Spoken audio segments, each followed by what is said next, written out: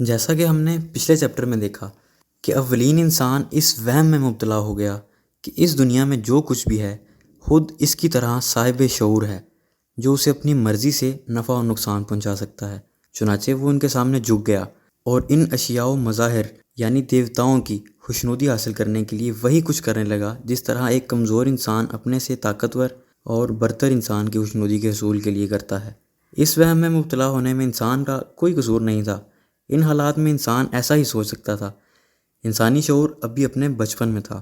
اس کی حالت بالکل انسانی بچے جیسی تھی، ایک حیران کن دنیا جہاں زندگی کی بقا ہر آن خطرے میں تھی۔ اس کے مقابل انسان کے پاس صرف اپنی تصوراتی اور خیالی قوتیں ہی تھیں۔ انسان نے خارجی دنیا کے اثرات سے محفوظ رہنے کے لیے کچھ خاص تصورات اور اعمال وضع کیے جن کی پیروی میں انسان طرح طرح کے اوہام میں مبتلا ہوتا چلا گیا۔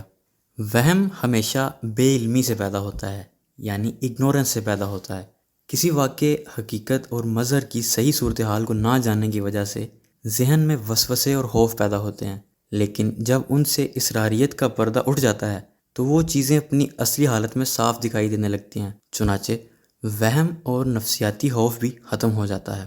توہم پرستی نے انسان کے مذہبی خیالات کی تشکیل میں بڑا مرکزی کردار ادا کیا ہے۔ مثلاً آسمانی اجسام ہمیشہ سے انسان کے لیے پر اسرار رہے ہیں، چنانچہ وہ اسے خوف زدہ کرتے رہے۔ انسان ان کے بارے اوہام بھرے تصورات پیدا کرتا رہا۔ دمدار ستارے کبھی کبھی نظر آنے کی وجہ سے تو بہت ہی پر اسرار تھے، چنانچہ لوگ یقین کرنے لگے کہ ان کی وجہ سے بیماری یا جنگ آنے والی ہے۔ چاند بھی انسان کے لیے ہمیشہ سے توجہ اور اسرائیت کا باعث بنا رہا۔ وہ انسان کے لیے رات کا چراغ بھی تھا۔ چاند کے بارے میں لوگ یقین کرنے لگے کہ اگر اسے مسلسل دیکھا جائے تو انسان پاگل ہو جاتا ہے۔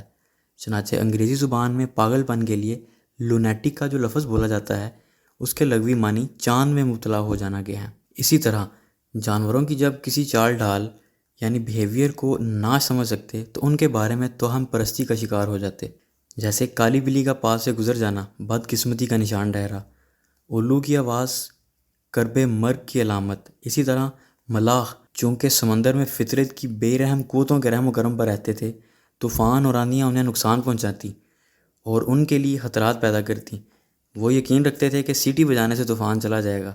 اسی طرح لوگوں کا اعداد سے بہت واسطہ پڑتا ہے، چنانچہ وہ وہم میں مبتلا ہو جاتے ہیں کہ کون سا نمبر ان کے لیے منحوس ہے اور کون سا خوش قسمتی کا باعث۔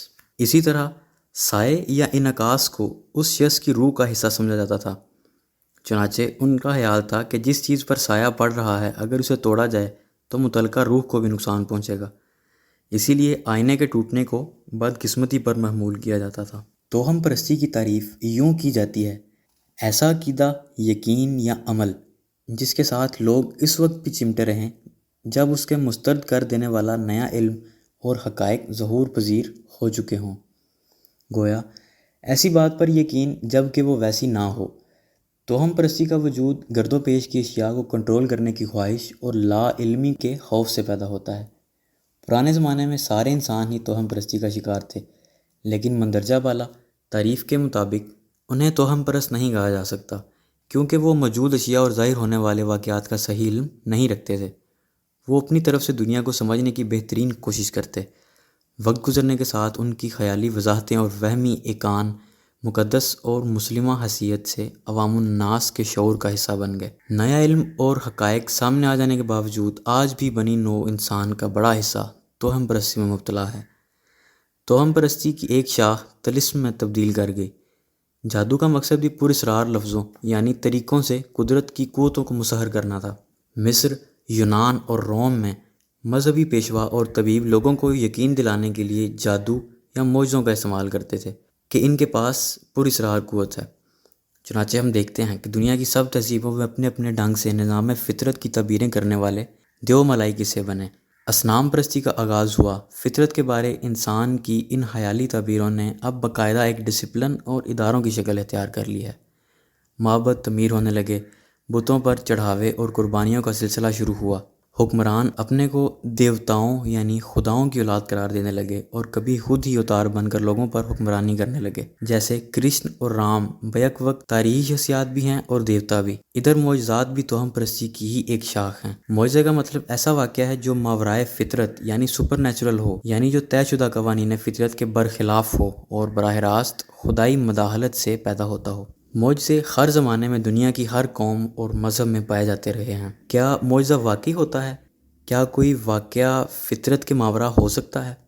مذہبی پیشواؤں کے مطابق ان واقعات کو سائنسی نقطہ نظر سے نہیں دیکھا جا سکتا۔ سائنسدان کہتے ہیں معجزے نہیں ہوتے، جبکہ معجزوں پر یقین شہادت کی بنیاد پر نہیں، سنی سنائی باتوں پر ہوتی ہے۔ یہ یقین کرنا کہ معجزہ ہوا ہے عقیدے کا حصہ ہے۔ معجزے دیوتاؤں کی موجودگی، طاقت اور ان کے مقاصد کو سامنے لانے کے لیے ظہور کیے جاتے تھے۔ قدیم زمانے کا انسان یقین رکھتا تھا کہ دیوتاؤں کی رسومات کی خلاف ورزی کرنے پر دیوتاؤں کا قہر نازل ہوتا ہے۔ مثلاً جہاں کہیں آگ لگ جاتی تو کہا جاتا کہ دیوتا اپنی قوت کا اظہار کر رہے ہیں۔ جیسے آج بھی ہمارے مذہبی پیشوا اسی طرح حادثات یا قدرتی آفات کو احکامات خداوندی سے روگردانی کرنے پر خدائی عذاب قرار دیتے ہیں۔